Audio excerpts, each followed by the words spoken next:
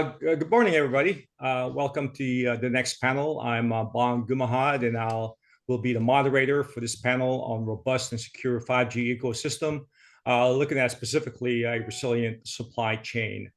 I'm really pleased to be part of this America Future series involved in this panel, and I'm really pleased to be joined by a distinguished group of individuals with experience in the Department of Defense, the Department of Commerce, as well as the private sector. I have personally worked with all of you in the past, and I am so honored that you have agreed to join me on this panel to discuss this very important topic with implications to both our national security and our economic prosperity. So with that, let me introduce the panel this morning, and I'll start first with Dwayne Florenzie. Dwayne is a senior executive with the Air Force Office of Commercial and Economic Analysis, where they conduct in-depth assessments and analysis to identify and assess geostrategic risks that challenge U.S. Department of Defense equities. Dwayne has had leadership roles in industry in the past as well, specifically Cisco and GE. He has been a diplomat stationed in the Indo-PACOM region, supporting Air Force and DoD missions. And Dwayne has participated in panels with me before, so I know he's a good go-to guy for this kind of thing. So thank you, Dwayne. Thank you. Next, we have Amanda Toman. Amanda, I have known during my days at OSD. She is currently the director of the $1.5 billion Public Wireless Supply Chain Innovation Fund executed by the National Telecommunications and Information Administration, NTIA, out of the Department of Commerce. As I mentioned, Amanda was at OSD at one time. She was formerly the principal director for 5G in the Research and Engineering Office at OSD. She was the director of the 5G Transition Office and the lead for the congressionally mandated 5G cross-functional team, a CFT. Thanks, Amanda. Next is Chris Michienzi. Dr. Michienzi recently retired from OSD as well, where she was the senior technology advisor for the Undersecretary of Defense for Acquisition and Sustainment.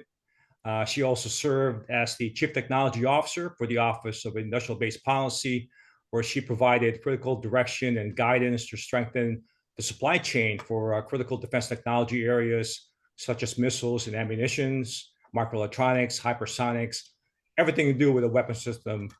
Chris had a great handle on. Next, I'm pleased to have Anirban Chakraborty, who is the Chief Technology Officer for Comtech.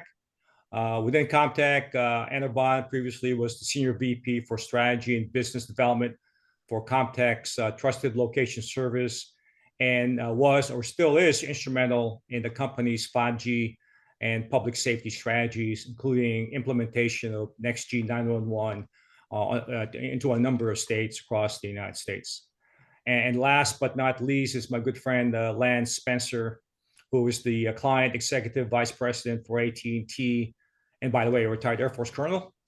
At AT&T, Lance leads their business for the Air Force, Space Force, OSD, the combatant commands, and the agencies. Lance has also been in panels with me in the past, so I know he has opinions and really an exceptional perspective to share with us this morning. Again, welcome all, and thank you for participating. I know we have a lot to unpack with this topic in a short amount of time, and there's been significant attention on this topic, certainly within the Department of Defense, and now it's a priority with the current administration, with actions taken by Amanda's team over at NTIA in executing the Innovation Fund as part of the Chips and Science Act of 2022. But let me start, though, with a discussion on the progress within DoD in implementing 5G. Recently, OSD announced that the CIO within DoD is taking over as the 5G implementation lead for DoD, and even looking to expand the pilots to more bases. And I'm aware of the continuing push from the Pentagon leadership, notably the Deputy SecDef, for accelerating enabling capabilities and technologies to the hands of the warfighters. And I know over the past several years, with Amanda's leadership, while she was OSD, DoD has funded several capability demos at 12 military bases on the potential use of 5G with, I think, good success overall. So the first question, and I think I'll start with you, Lance, given your industry perspective. And since I know that your company's been very involved in executing a number of the pilots in this regard, what is your view of where 5G implementation is across DoD today? Are we on a good path? Hey, thanks, Bong. It's great to be on the panel with everybody. Good seeing all your faces again. So I'll talk to this from a couple different perspectives. First of all, the research and engineering, and Amanda, of course, was the leader over there pulling this together for a while, did a great job getting DoD on the field, engaging, coming up with DoD use cases, engaging with industry, bringing the private sector together, and getting important dialogues and proofs of concept and prototypes going. That's fantastic. I think the way to truly operationalize now in DoD is the move that's about to happen that you mentioned, which is getting it to the CIO and getting it into those lanes where the departments and the major commands and others and agencies can start really moving out crisply, and working with ANS as well, who's been involved, as you know, over the years. The Tranche 1 prototypes you mentioned that kicked off a few years ago was a great start. Putting $600 million behind DoD use cases, and as you know, AT&T was a major participant, like you said, in several of those proofs of concept, has been a real jump starter to the conversation and to learning by doing. And so I think that's really important. One perspective I've got is that DoD can't afford to build and deliver 5G itself. You have to rely on the investment of companies like AT&T to provide that foundation for 5G. We spent hundreds of billions with a B dollars on building out 5G and capabilities, and that's just AT&T. There's others out there that are spending similarly. So leveraging that and harnessing that, and then how do we bring those DoD use cases to bear to solve DoD problems and provide capability and put it in the military's hands, I think is really critical. One area I think needs a lot of work, though, and this was in the NTIA last year, which is how do we accelerate 5G coverage builds on a military basis? I know many realize that is going to be a commercial infrastructure build. A company like AT&T, hopefully several companies like AT&T come to each individual military base and build out. We've built out at plenty. Others in our industry have built out at plenty, but it's not enough. It's not even close to enough. And, I talk about hundreds of billions of dollars in investments. I will say that, how many aircraft carriers is a DoD not going to buy if they intend to build that infrastructure themselves? That's the kind of money that's on the table that the private companies will bring. And then DoD can build private cellular networks, applications, and all kinds of other things that go on top of that. So there's definitely a DoD role to invest and bring capability as well. But ideally, you've got more than one of us, so we're competing at each military location. Ideally, you've got all of us, and we're providing those capabilities that not only support the base, but support outside the base. Because, the base is where they live. It's where their offices are. It's where they train.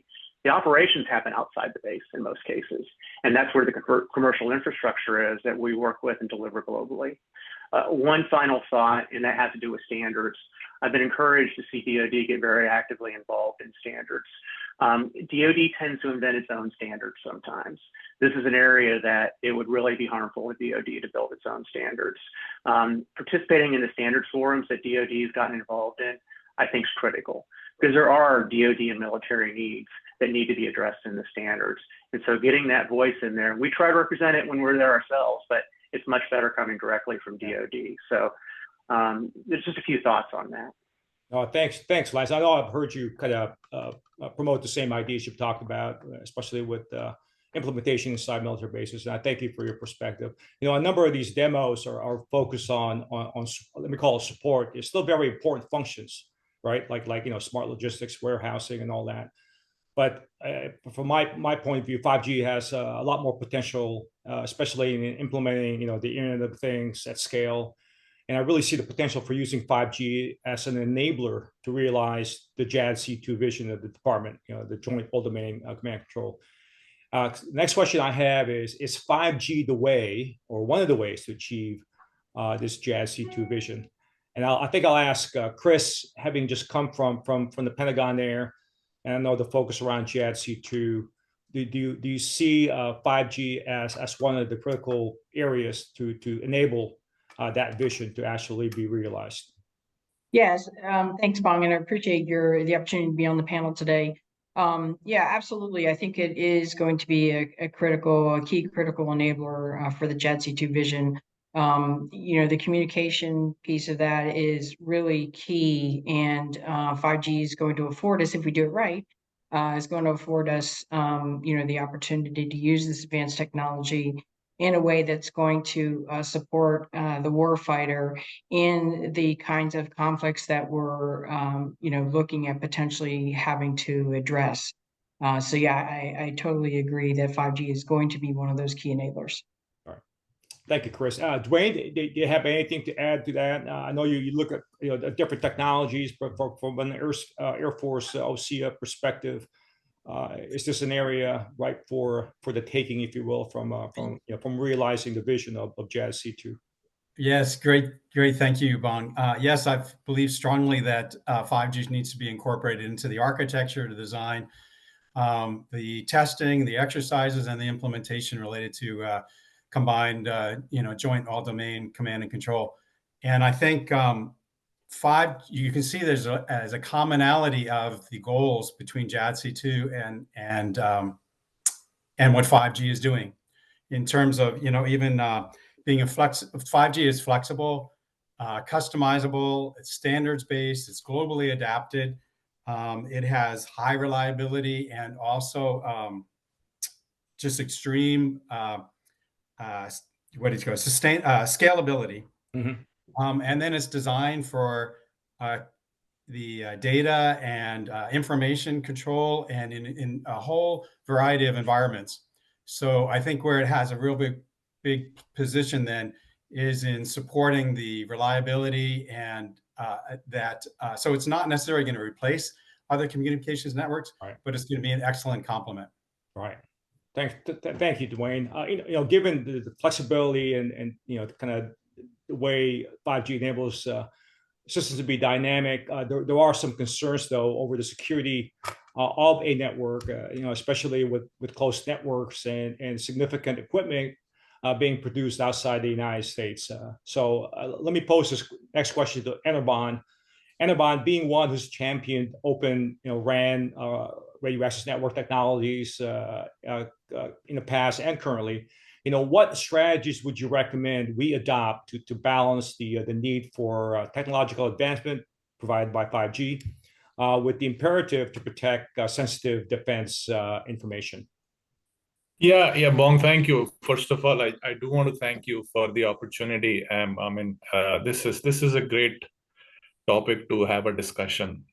And to answer your question, I would like to take segues from both Chris and Dwayne from the previous question you asked about applicability of 5G around JADC2. I think there are various ways to look at it. Obviously, 5G presents itself as a network which is not necessarily a step change from the previous generation. It's actually a new stuff. I would call it a new stuff that we are all trying to learn and embrace. But the most important thing, if I go back and take a segue from JADC2, essentially, what do we want JADC2 to accomplish? Jobs to be done is essentially transfer of data without having any problems in terms of interoperability. In a layman's language, that should happen across all domains. And I think the first step that 5G brings in is obviously the flexibility, scalability, but actually the interoperability. So for us to communicate freely, we first have to accept the fact that we are stepping into a region here which encourages standardization. That's number one.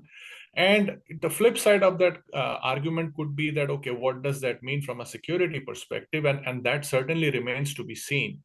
But if we do not get out and say that, okay, hey, I am going for a standardized, I'm going for an openness. I would like to take the example what DoD did, I think in 2021, they talked about this program called Ops 5G. in which DoD said that we will partner with Linux Foundation to constantly promote the adoption of open standards. So this is mighty important. And to your point, Bong, it's not just the radio interface. It is not just our ability to architect a core network. It is also about bringing in this end devices, which we call Internet of Things or IoT. But what about edge? Because unless we see the convergence of IoT and edge, I do not see that how this vision of, let's say, the JAD-C2 can be accomplished at the end of the day. So yes, openness is very, very important. We see Open RAN being promoted. Again, you mentioned the reference of NTIA. We see the CHIPS Act coming across in front of us. Openness is going to be there, but at the same time, it's going to create this huge question of, okay, if all of these things are going to be resident on quote unquote a cloud, what cloud, whose cloud, and is this cloud a sovereign cloud, or is it a public cloud / a government cloud of some sort? So these questions seem very, very important. And at the end of the day, it is not just putting a network function into a cloud, but it is also the ability to orchestrate in a fashion that nobody can hack it. Because if we are unable to orchestrate a service from an end-to-end perspective, then the whole paradigm falls apart. Right. And I know I that was a mouthful of an answer, but that's how I look at it, Bong. No, that's excellent, Anirban. Thank you for that. And that really this whole question around security really brings us to the next topic of the supply chain feeding Hey, the Bong, infrastructure. I'm sorry to jump in, but do you mind if I add a perspective on that? Oh, please, Lance. Yeah, sure thing. Yeah. Sorry to jump in on you, but I think it's a really important topic. And what Anirban talked about, I think was really important. When I look at the broader portfolio from where I sit with AT&T now, you mentioned I'm a retired colonel. I've been at J6. I've been an Aerospace Expeditionary Group Commander. So I know a lot about DoD information and warfighting. And I often get told DoD information is different because lives are at the line. And so I speak from the perspective of mine was out there as well as my units and my organization. So I understand that topic really well. But I think it starts with protecting information. And the nation's information rides on commercial infrastructure. There's a lot of misunderstandings that commercial is the internet. Commercial infrastructure is a mission network. It's what supports the businesses and the hospitals and the everyday, performance of our country. And it protects against nation state and all other kinds of espionage. So when I think about protecting information, yes, defense information requires special protections. And when you think about classifications, especially, I'm a big believer that ought to happen at the data level. We need to think about the cloud, like Anirban talked about, and where is it at rest as well as where is it in transit. But protecting that information, I think, needs to start with a full understanding of what commercial solutions bring. And I think there's a big gap in that understanding. And there's often chest beating of DoD information is different, and it is. I'm not denying that. Yeah. But the way you protect it can be done by a large part with commercial solutions. So that's an area that I don't think DoD needs to go out and reinvent something from scratch. They really need to look at what already exists and then build off that as needed.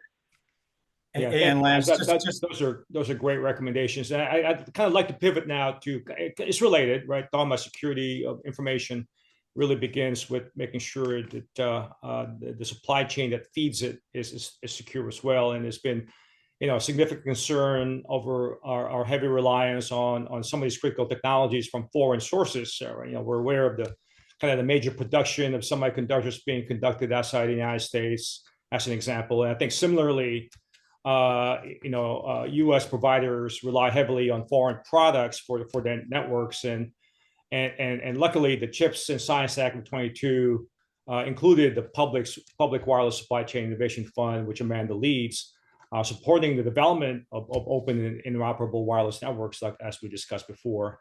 And I'll post the question next here to Amanda, being that you're sitting where you sit now, Amanda. In your view, what steps are we taking to ensure a resilient and secure domestic supply chain for some of these critical infrastructure components?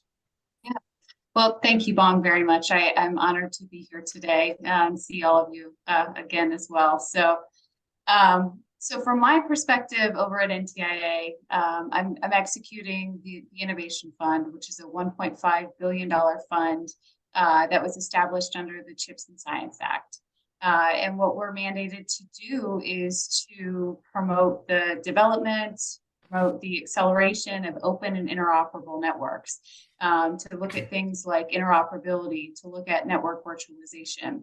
And a lot of the CHIPS Act, or the instantiation of the Innovation Fund, was really driven by, I think, the realization that the U.S. is fully reliant on really three sources of telecommunications hardware, right? We have Nokia, Ericsson, or Samsung to choose from, and very little supply chain diversity, which means you're highly reliant and very little resiliency in that ecosystem. So one way to counter that is through increasing your supply chain, increasing the potential vendor pools that could provide solutions or provide hardware components to make up that telecommunications infrastructure.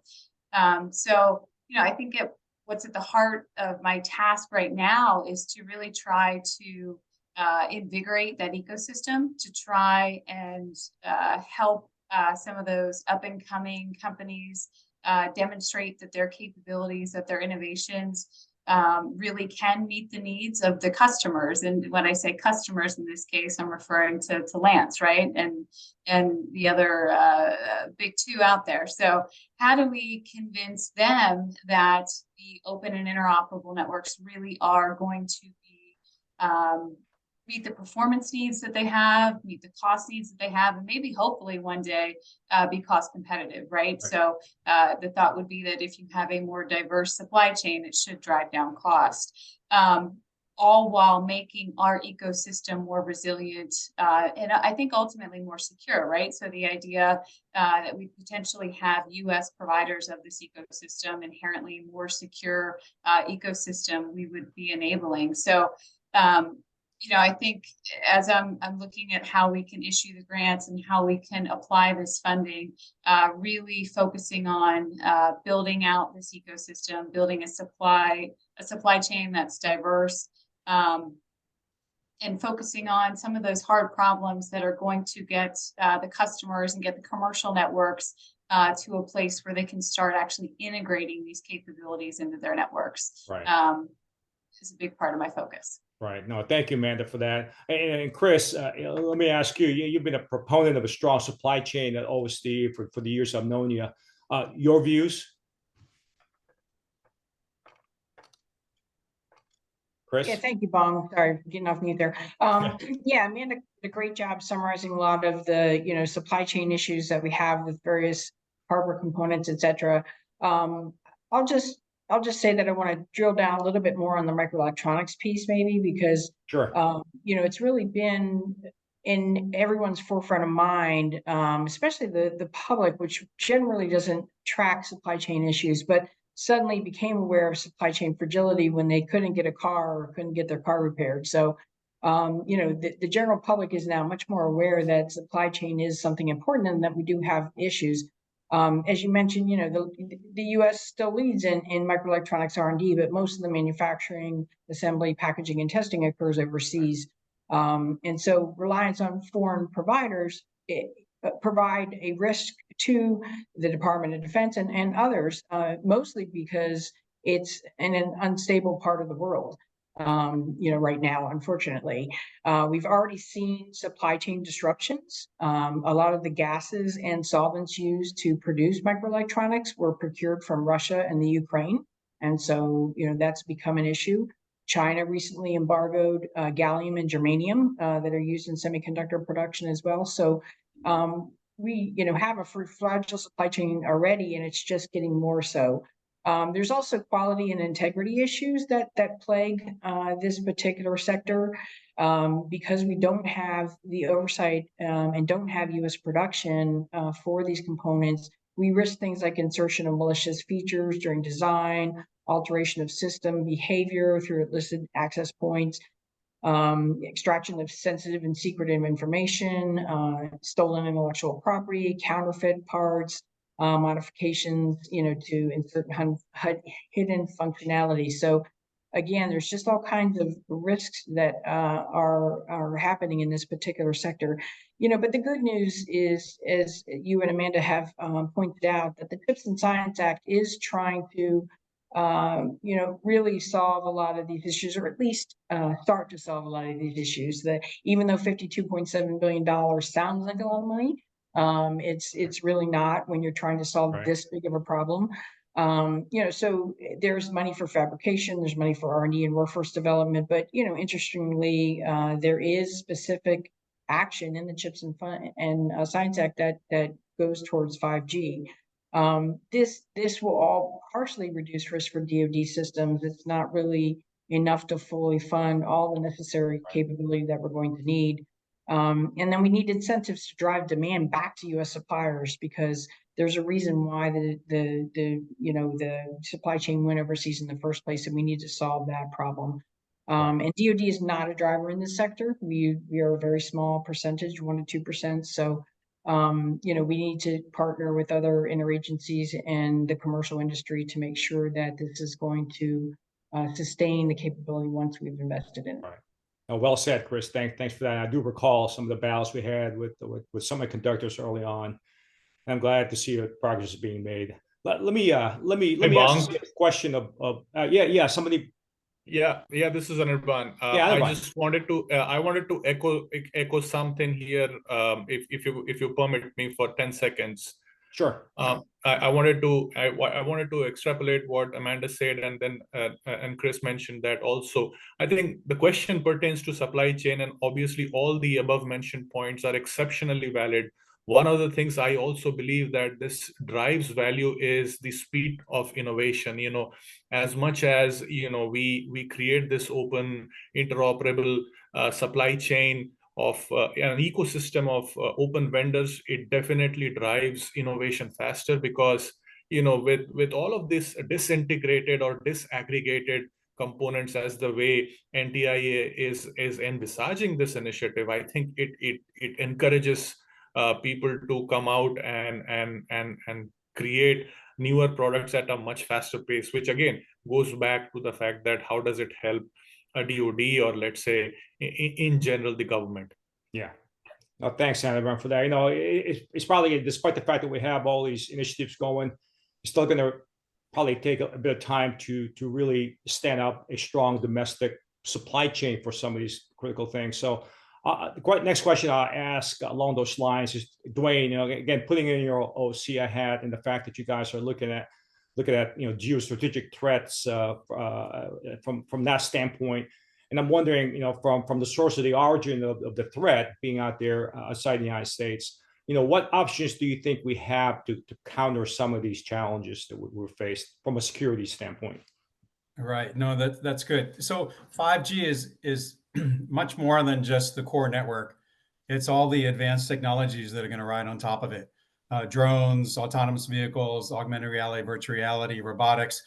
This is where the area that's going to have the real innovation, as well as the margins for the business. That's where it's really have an impact even on our economy as a country. So one of those areas, so I think the key thing is to understand where alternatives are being cut off. And what I mean by that is, like, for instance, drones. Back to 2016, Chinese company DJI had 75% of the U.S. market share. And it was very hard at that time. Other companies were going out of business and they were consolidating.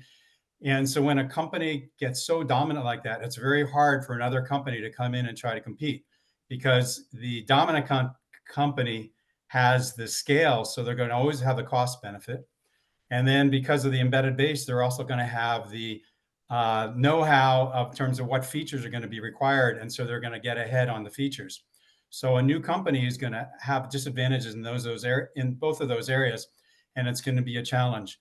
DoD did recognize that, and the Defense Innovation Unit, DIU, set up the Blue UAS program, where they now have 16 products that have been tested and qualified and now are able to be purchased by government entities. And so that's a good start. At that point, then we need to really get the scale behind that, have our allies and partners team up, other government agencies as much as possible, right, and to try to support the alternative companies so that they can actually compete and become a relevant player. But the point that I really want to make is we need to be looking carefully about other areas like that, where it's becoming a one-horse show, where we're in danger. And the one that I think is being overlooked right now is the Internet of Thing device modules. And so I think that's one where already China has over 60% market share, and one where we have to come up and support alternatives. Yeah, thanks, Wayne. And pulling that thread a little bit, and we talked about the innovation fund, Amanda, kind of as way to foster, maybe getting domestic companies incentivized to start producing some of these essential technologies. We also talked about, I think Chris said it, that $1.5 billion seems a lot of money, but in reality, rather small when you consider other things. Amanda, for what you've done to date with the Innovation Fund, I know you recently, I think, awarded grants to a number of companies. Are we about the right pace of getting a lot of these smaller companies, maybe not well known, into the mix of things to start helping us with producing things more domestically here in the United States and really reduce the threat posed by from a security standpoint, from foreign sources? Yeah, so thanks, Bong. So with the Innovation Fund, the congressional mandate says it's 10 years, but I think if we take 10 years to achieve our goal, we will have not done our job, right? So the faster I can move, the better. And I'm trying to move as quickly as I possibly can. What we put out first, I think, is really sort of I've described it as a foundation, and it's a foundation for I think the Open RAN ecosystem can leverage as a tool and a resource moving forward. So what was initially put out was a call for test and evaluation laboratories, as well as the development of test and evaluation methodologies to evaluate how these new components, so breaking apart the stack, you've got the RU, the DU, and the CU, and how do each of those components operate? How do they interoperate? What are their security features look like? How do they perform in terms of automation, reliability? Are they energy efficient? So really, I see that sort of as the fundamental foundation for the entire program. So the idea was to put out initial grants. The first couple we awarded are largely to academic institutions and one company, but we will have more coming, right?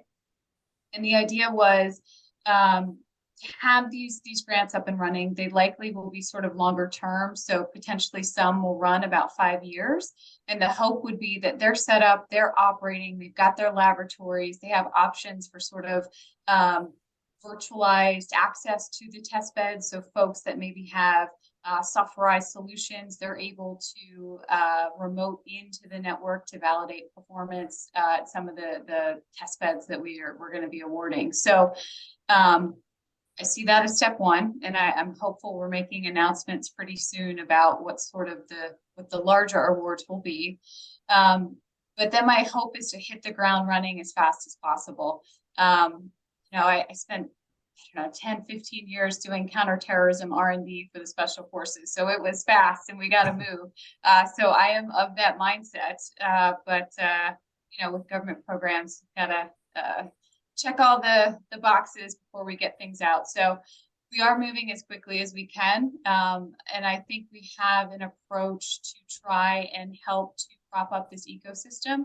But I think what others Dwayne has mentioned and Chris has mentioned, the $1.5 billion is a lot, but in reality, it's not, right? We're going to be able to give maybe $50 million max to some companies.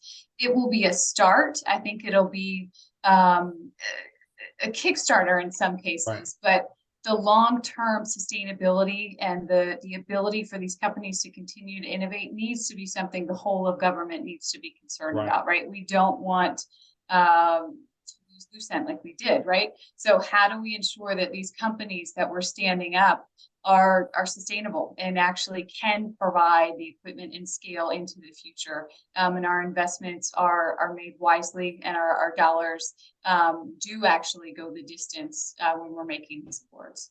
Yeah, that's an excellent point, Amanda. Thank you. Thank you for doing that. Hey, Bong, can I make one quick? Yeah, go ahead, One Chris. quick additional comment? We talked about the interoperability piece of this, and that's all the ultimate goal here. But I couldn't not mention the fact that can potentially cause some additional supply chain issues, and maybe Dwayne will be able to add on to this. But interoperability requirements may limit companies' abilities to develop and deploy unique solutions, which really limits their potential profits. Obviously, unique solutions is how they make their money. Also, compatibility may drive companies to the same sub-tier suppliers, which then can become bottlenecks and constraints. So we need to make sure we're looking far enough down into the supply chain to understand that and make sure we're not causing an inadvertent problem with what we're trying to do here. Thanks. Yeah. Good point, Chris. And I also want to pick up on what you said earlier about, at least for the semiconductor case, where the DoD is a minority user, if you will. Kind of similar thing with 5G and other technology areas. And kind of your view on how best we can leverage DoD, I should say, how best the DoD can leverage the work that's being conducted in the commercial sector, given that we're such a small player in the entire ecosystem. Right. I mean, the department has been trying to move towards more commercial type solutions and less bespoke designs, is what we call them. If a commercial card can suffice to meet requirements, then programs are being driven in that direction instead of trying to design new components and circuit boards that don't have commercial use and therefore are hard to sustain from a production standpoint because the demand is just not sufficient. So the department is really trying to move in that direction. It's never going to be able to move 100% in that direction because there are unique requirements for the department, like strategic rad-hard microelectronics for space applications and nuclear weapons. But those should be the exception and not the rule. And that's really, a direction that is being emphasized within the department and the programs. Yeah, no, thanks for that, Chris. Fantastic. Let me talk about views around remaining challenges, if you will. Technology is moving fast, as we all know. People are looking at beyond 5G, right, with 6G or even next G. I think some have called it. Many envision, we talk about Internet of Things world in the next decade. Yet the government, specifically the DoD, is somewhat slow to adapt to the newest technology for many reasons. In some cases, our most advanced comm systems are still stuck with their 3G level service kind of thing, right? So I think I'll start with our industry partners, both A.T&T and Anirban. What do you think? In a way, A.T&T kind of covered this early in the first question, but what do you think are the remaining challenges for implementing 5G at scale within the Department of Defense, and for that matter, the entire nation? And I'll start with you, Lance. Yeah, thanks, Bong. I'll try not to repeat what I covered earlier, but I think I'll start with a very fundamental thing, which is building trust and building trust with the private sector. Believe it or not, we're all trying to get, in most, if not all cases, to the same destination. The private sector, we have a slogan at AT&T. Our first name's always been American, but today you know us as AT&T. We've been around for 147 years. We've been supporting the military for more than a century. And a lot of things that are known as military solutions, we actually developed in the past. We'd like to do more of that going forward.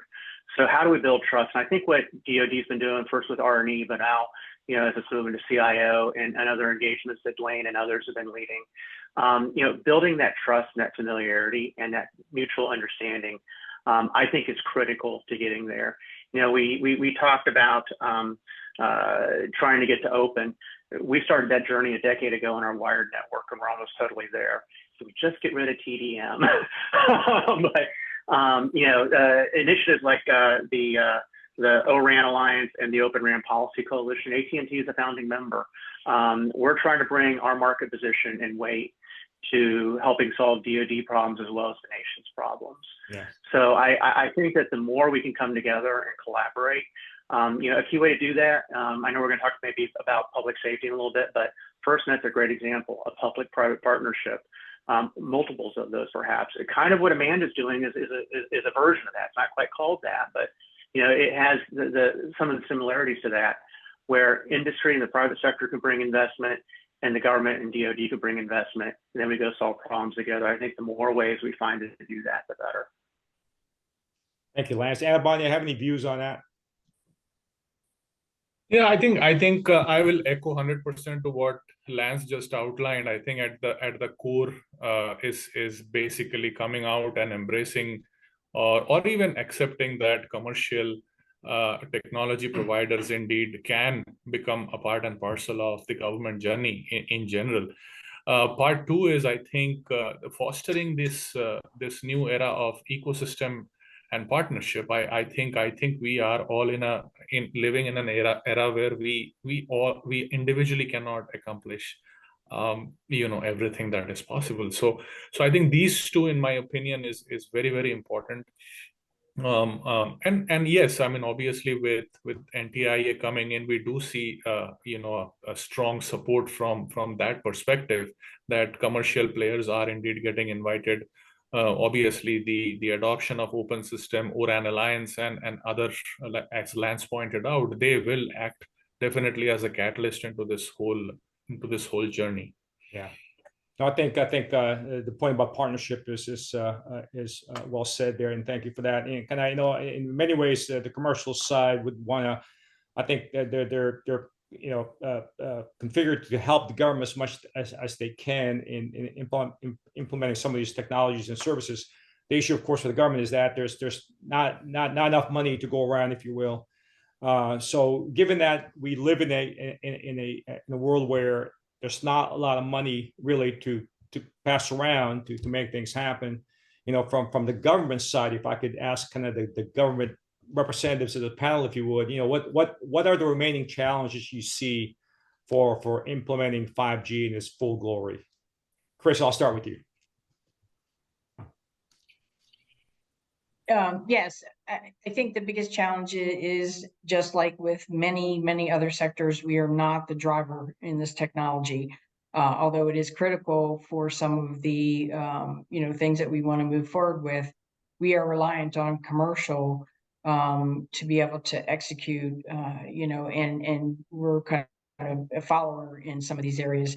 That's not to say that the department isn't doing a lot in this area. It is, but we're going to have to really stress the partnerships with the interagency and commercial industry in order to move this forward effectively, and to ensure that DoD's sometimes unique requirements are included in some of the efforts that are ongoing. Yeah. Things that work for commercial industry sometimes won't work for DoD for security reasons, specialized technology requirements. So we need to make sure that we're being open and honest about that up front, and that commercial industry understands that, and we're developing a solution that's going to be beneficial to all. Excellent. Amanda, any thoughts? Yeah, definitely. So while I was the director of the 5G CFT, we spent a lot of time talking to the commercial carriers about how the department can really make use of 5G. And talking through that, I think sort of this realization that what 5G right now is really just better Netflix, right? We're getting enhanced mobile broadband, but we're not really getting access to the ultra low latency, the massive machine type, the thousands of IoT devices. And how can the DoD sort of step into that, and how can my position now help sort of that commercial or that open access point be a stepping stone for the DoD. So through those relationships, I'm continuing to talk to the interagency to figure out how we can partner. So like with CIO at NTIA, where we're working with the industry partners to talk about things like interoperability and what does that really mean, and how can we define add on to what the O-RAN Alliance says and build out specifications to work with our interagency partners and come in together, sort of as a joint force. And if we're all in agreement, you know, that buying power gets a little bit greater, albeit not huge, but it definitely helps a little bit. And having our interagency partners build off what we could potentially start to set up at the commercial level, right? So the idea that the base is going to need sort of commercial and open cellular access for those folks living on the base, the kids that want to play YouTube on their phone, they have access to do that. And then the folks that are executing missions at other locations on the base might have a private network that allows them to do JADC2-like things, right? So you've got multiple sensors providing all sorts of different inputs and using that commercial network that might have some additional special features built into it, but sort of starting that foundation at the commercial level so that our interagency partners can build on sort of that additional layers of security as they need. So I'm hopeful that I can help a little bit at that commercial layer and continue to work with the interagency to build it so that it's sort of a modular approach. Thank you, Amanda. And Dwayne, any thoughts on that? Yes, so I think you hear a common theme here that teamwork is really going to be essential. And I think that 5G has actually done our country a favor by challenging our cultures and getting our different organizations and cultures to work together that weren't necessarily before. We've got the services working together. We're working together with industry. Even within industry, there's IT, information technology, OT, operational technology, and the defense industry. And those three did not interact with each other. Their cultures were different. Their security systems are different. And we're seeing them coming together because of 5G. And then on top of that, you've got all the government working together. I've been involved with the Federal Mobility Group, and we see all the different agencies really focusing on 5G. How do we adapt that into it, and how do we work together? Spectrum as well. And then one more as allies and partners. This is where we can really complement each other and push each other forward. So to me, I feel like this has been a great advantage, and obviously there's still hurdles to go, but we're moving in the right direction, and this has been a really great push for us. Thank you, Dwayne. Yeah, I echo what you said. I heard partnership and leverage, basically leveraging kind of what the commercial guys are doing today, and making full use of that and implementing it across the government. Well, folks, I think we've come to the top of the hour here. I think we only have a couple of minutes left here, but I want to thank you for this excellent discussion, for sharing your views, your thoughts, and recommendations for moving this along. And at the end of the day, technology drives innovation, and I think 5G fits that category, helping not only national security, but as I mentioned earlier, really enhancing the U.S. economy. And I think with that, unless you have any parting thoughts or whatnot, I think that concludes our panel. Again, I just want to thank each and every one of you for taking the time this morning and participating in this important discussion around 5G.